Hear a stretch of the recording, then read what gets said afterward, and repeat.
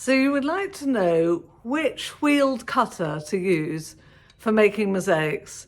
Well, you're in the right place. I'm Helen Miles and I'm here to teach you all the tips and tricks you need to make mosaics.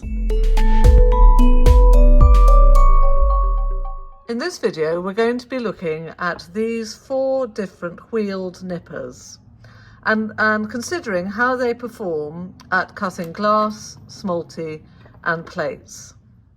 First, let me introduce you to the tools. We have the Leponitt, the Montolit, the Seabell and an unnamed tool that I bought in Ravenna. The Leponitt and the Montolit are the standard glass cutting mosaic tools. So they're roughly the same price, around £40. You'll have to do your own conversions if you're in America or elsewhere. And they're both, well, all of these tools are used for cutting glass. So the difference between them is A, size. If you can, I hold them like that, you can see that one's considerably longer than the other. And B, the bite. So if you look at the bite of the Leponitts on the left, you can see there's a larger gap than the Montolit on the right. Like all glass cutters, these have wheeled blades which need to be turned every now and again. They're static, and when the blades get blunt, you need to get whatever that little turny thing is called and loosen the bolt and give the wheel a little turn so you've got the sharp point is where the cut is going to be. The Seabell glass cutters are new on the market and they cost about £50, so quite a big jump up from the Leponitt and the Montolit. And they have quite a few features that make them quite interesting. First of all, if you can see, there's a notch here with 0, 1 and 2 on it. And that's to do with the gap, the bite. So at the moment it's on 1, but if I turn it to 2, you see the gap is much wider. The other nice thing about them is that they have these numbers. I think this is very, very handy on the wheel. So when the wheel needs to be turned, as I said, because you need the sharp bit where the cut is going to happen, you can put both of them on 1 and you can remember where you've turned it. Whereas with the Leponitt and the Montolit, you have to put a little mark to remind yourself which is the blunt and which is the sharp. The extra little handy-dandy detail on these is that they have the tool for moving the blades neatly tucked into the back here, so you're always going to have it. It took me ages to find a place to keep my, I wish I could remember the name of this thing, anyway, to keep one of these in a findable place. Anyway, Bluebell have solved that problem by keeping it right here on the tool. And the final tool is one I bought in Ravenna, and it doesn't seem to have a manufacturer's name on it except the letters, what look like VMC, and then some numbers, 0109, I think. And these cost about €90. I remember that because I was thinking, gosh, that's a lot of money. But when I was studying at Coco Mosaico in Ravenna, everyone was using them. So I thought, yes, they must be the best. And as you can see, the bite is a lot wider on these. And there's no option to get that bite any closer. So if we move this to the narrowest point, oh, wait a minute, no. The narrowest point just means it's locked. So you have 2 gaps, 1 or 2, which I would say the Seabell and this one, let's call it the Ravenna one, are about the same diameter, the same width, and the bite is also quite similar. Slightly narrower on the Ravenna one. The reason why you want both a wide bite and a narrow bite when you buy your wheeled nippers is because they're going to do a lot of work on different materials.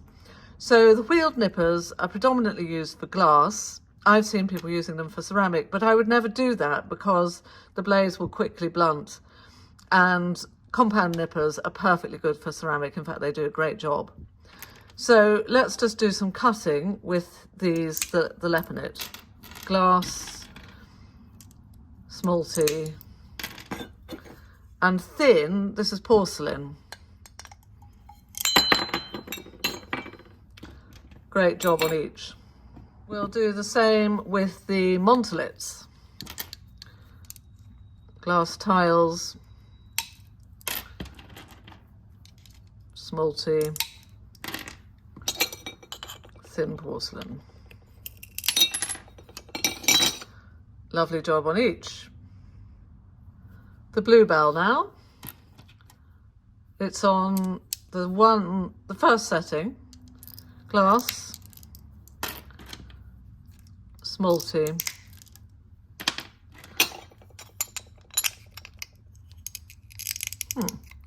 but no, it doesn't like the porcelain. Whoop, it does crack it, however. Let's give it another go. I think the width, the thickness of this porcelain is less than the bite, so therefore the tool isn't gripping. Finally, let's look at the Ravenna tool. Glass, smalti. Surely it's not going to work on this, no. This won't get anywhere near thin porcelain like that.